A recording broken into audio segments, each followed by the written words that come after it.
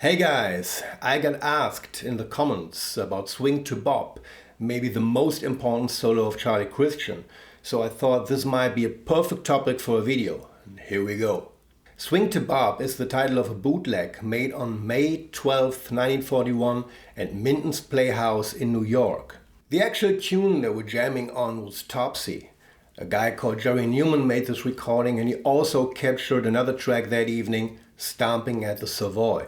The recordings weren't released until the late 1950s, so they had no immediate influence at that point of time.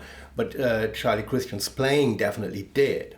Looking back, these recordings have become a remarkable piece of music history. Swing to Bop is often considered Charlie Christian's best, maybe the best guitar solo of that era. Back in 1941, jazz wasn't really swing anymore, but it hadn't become bebop yet. And this in between is what makes it so fascinating. Here's the sheet music for Topsy. It's basically a straightforward AABA form. The A sections are built around B flat minor and E flat minor, so the 1 chord and 4 chord are in a nice moody minor vibe. The B section is a chain of dominant 7th chords that resolve to D flat major, and then F7 naturally brings us back to B flat minor for the final A section. A first interesting question might be, how does he approach the A section? He's obviously not running scales up and down the neck. His focus is on small motifs and melodic fragments. Not very bluesy. You might think otherwise, because he really was a blues guy. He uses this idea a lot, just 3 notes, the root, the 9th, see it as a passing note, and the minor 3rd. He repeats it, but changes it rhythmically a little bit. He hits it with quite a lot of power, just like a sledgehammer. I tend to think this motif is based on the song Everybody Loves My Baby, but I'm not completely sure, but it reminds me a little bit of it in a way. Here's a variation on this lick. Starting with a motif, the 3 notes, hammering 5th and 6th, minor 3rd root note, kind of melodic minor, and the 3-note motif again.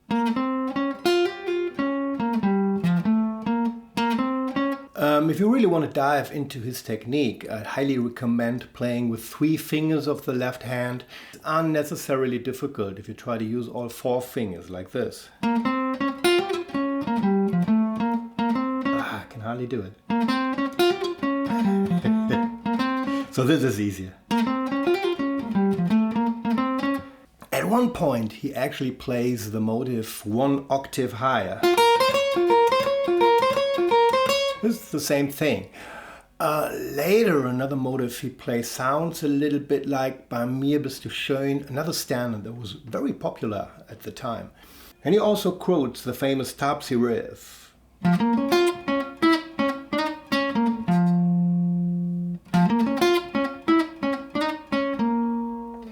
This is basically a B minor arpeggio, F, B, D flat and F.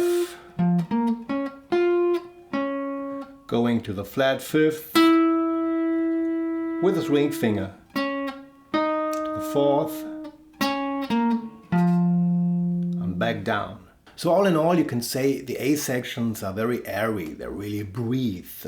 It's such a musical way to play. The B section, let's take a look at one of the typical 8th note runs, or his change of dominant 7th chords. Charlie builds the solo with melodies a singer would sing in the A section, but then he increases the intensity and density in the B section. The contrast is part of what makes it so brilliant. And here's the phrase.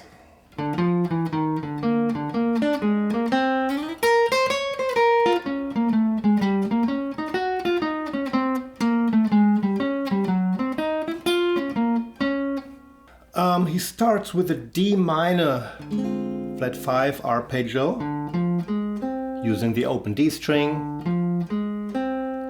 This shape works as a substitution for B flat 7 or B flat 9. Charlie often reused the same patterns over and over again.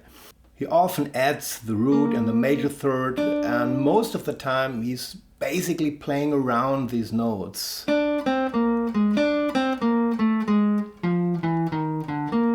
Filling the space between them with chromatic passing notes.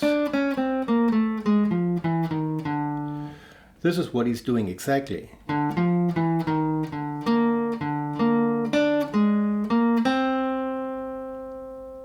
This slide moves us to the next position.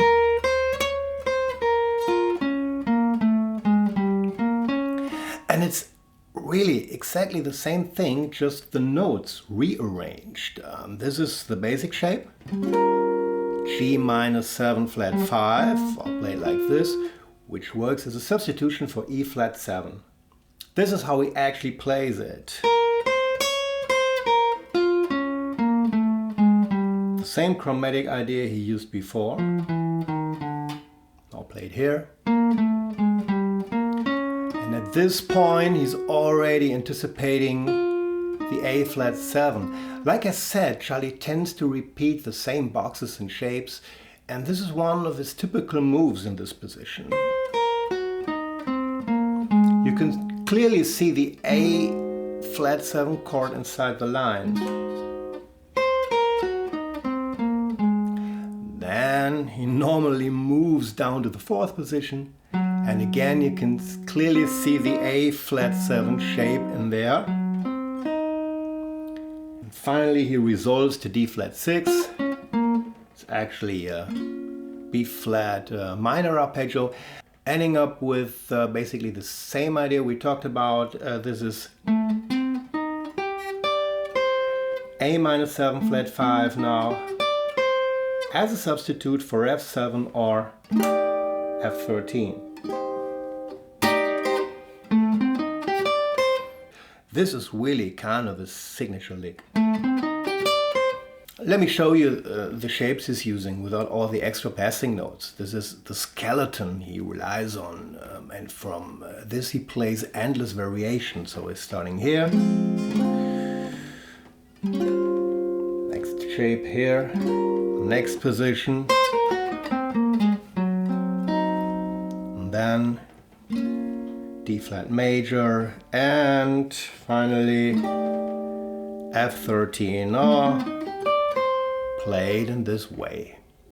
Want to make sense of the fretboard without drowning in theory? Join my newsletter at markusbuck.de and get a free PDF with clear, actionable scale diagrams, major scales, pentatonics, blues scales, and more. Start soloing with confidence today. This is another B section run.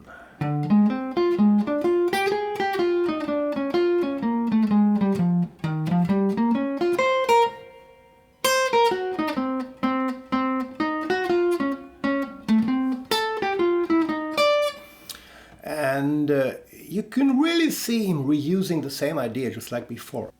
Let me demonstrate it slowly. Here's another shape for D minus 7 flat 5.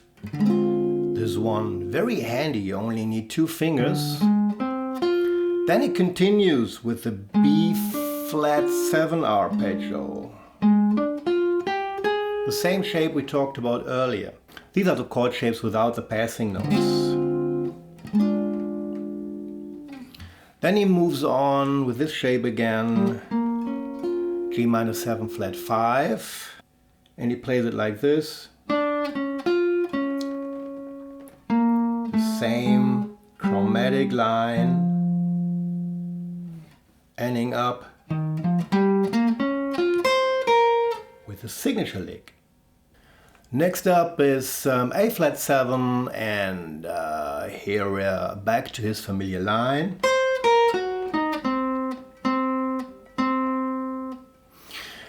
If you ever ask yourself, how can I avoid playing the same stuff over and over again? Don't try to avoid it, cultivate it. Next up is A flat 7, and here we're back to his familiar line.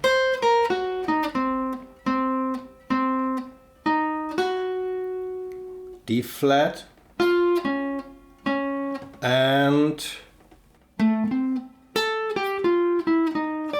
just another way to say there's an ongoing discussion online about whether Charlie Christian really played with downstrokes only. Barney Kessel once said he did, 95%, but did he actually use alternate picking? The way I see it, it's not really a question of either or. It's actually more complicated than that. YouTube gives us the great opportunity to slow down recordings, so you can listen at 50% speed or even slower. And if you do that, you notice two different kinds of phrasing that Charlie uses. When he's sticking to downstrokes only, his phrasing is very even. All the notes are about the same volume. And when he uses alternate picking, like he did more often later, the upstrokes sound much weaker. This gives us a pretty clear idea of what he's actually doing. He's constantly changing his picking technique. The next run is based on a typical finger exercise.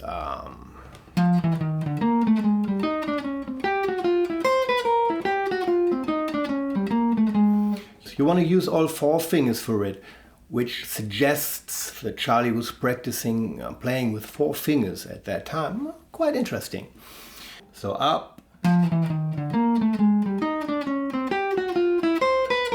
down again, open string, little bit chromatic, and finally a flat 7. Resolving to D flat major. And the transition back to B flat minor is via F7. A little bit different now, but clearly the same idea.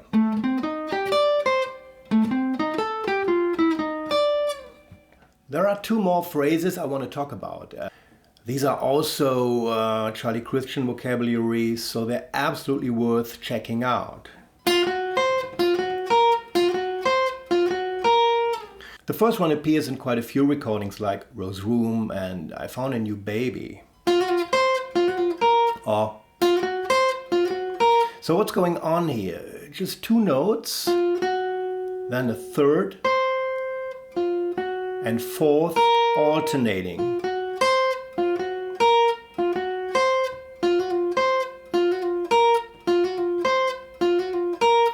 It sounds really hooky, and you can play it over both E flat minor and A flat 7.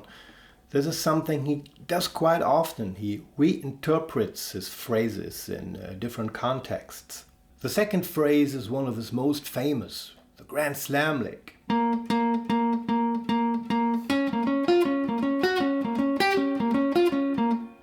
It's a B flat minor arpeggio, where the fifth moves up to the sharp 5 and finally to the 6th.